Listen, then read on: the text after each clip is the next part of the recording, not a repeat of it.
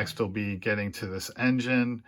I have these resin intakes and exhausts, and I'm just checking them against the kit part to make sure I cut along the right line. Yeah, if you can see where that indent is, you want to cut on, this side. And again, I'm always going back and forth on razor saw or, this thing. It doesn't have a perfectly squared edge, although I guess I could rectify that. Yeah, maybe I take it off and leave a little on there and then sand down to it. That might be the best way to go. Just so don't want to screw this up. Go with my old standby.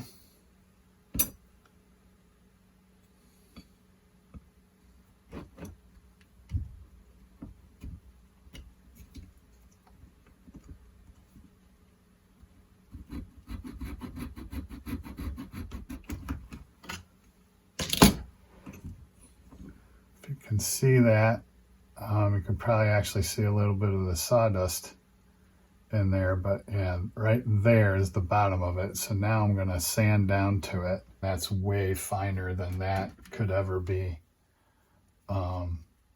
even with sanding to get it to that smooth of a and thin. No way. So yeah, that's going to look cool. All right, 1 down, 3 to go.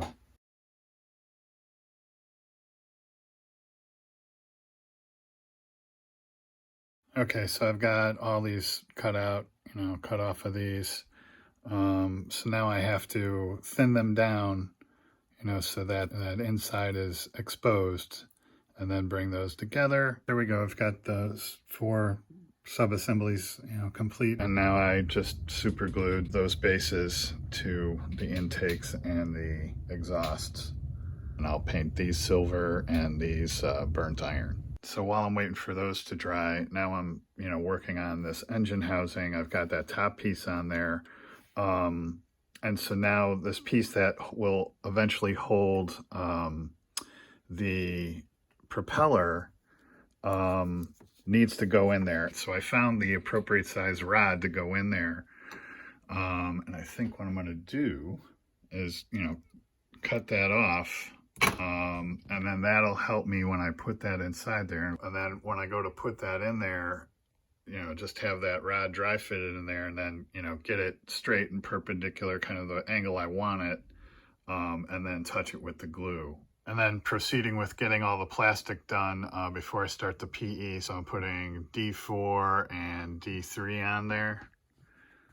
So D4 is that top piece. Here's the exhausts and the intakes in those. Now that's just dry fitted in the engine housing, but man, that just fits perfectly. So there you can see that piece will go into that hole there. I just wanted to show that. Okay, so to get that piece that holds the rotor straight, I built this Lego rig and then put that housing in there. And then, let's see if you can see it. I want that ever so slightly forward, or perpendicular at worst, so to speak. So I think I have it where I want it. So now I'm just gonna touch the ultra thin in there. And you can see I etched those lines in there to make sure, because there's lines on the other side, and I want those to line up. So hopefully I got that straight. So now, or not straight, but where I want it. And so now I'm going to touch it with the ultra thin. On the opposing piece, which will then go in there, so I just glued that post piece, so to speak, in there, making sure that it's perpendicular.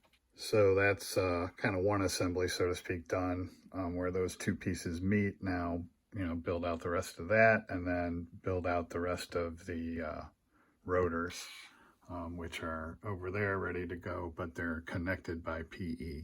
There's that piece, how that came out. So we'll see if when I mate these 2 together later, my angles are correct, but just good eyeing it, I think so. So this is that engine housing dry fit to the fuselage. Those two pieces, you know, everything's taped together. But yeah, that's a really nice fit. And actually this rotor piece, you could pivot it in there, and so kind of find the right angle, if you will, and then, you know, touch it with the fin, because actually in the references you can see it has it kind of tilted forward at rest. So I assume that's at rest. And then some of my other, I mean, that is really tilted, but that's in flight. So and some of these other references I have, it's kind of hard to tell. But you know, I'm gonna kind of go with, you know, that maybe not quite as extreme, but something close to that. So that's my test fit, and now I'm ready to, I can't avoid it any longer, because that photo etch is what connects the rotors to the centerpiece there. This is all photo etch in here. So I have to do that. First piece I'm going to do are these that go on here. And I think when I built the C1A, I told you about Dan's cool videos. So he has a video out there of this UH-2D, which is, you know, pretty close to the UH-2C. So I took a bunch of stills of that video, and so there they are. Yeah, so they look like that. So I'm gonna put that piece on now. Test fitting that, and I can see I have to sand that connection point a little bit more on this side. And then I have to curve it to conform. So you can see it's sticking up on that one side, so. Yeah, this photo etch just adds so much time. Place those. I think I've got them, you know, I can tell one's ever so slightly higher than the other, and the left slightly higher than the right, but they're both underneath that rim, so to speak. So I futzed with them and played with them for a while, curved them, and then I played with them for a while, and then, you know, touched it with the ultra thin, and I know that one moved ever so slightly, but so I'm going with that. So next I went ahead and glued this, you know, taped it down to the fuselage, and then, you know, was able to touch it inside there with the ultra thin, and I'm pretty happy with the way that came out. And then, you know, then put the spine on and just put a little glue at the back and a little at the front, because again, per those references, that is all, you know, it's like hatches that open up, and those are actually like vents. So yeah, I think, God, again, everything just fits so nice.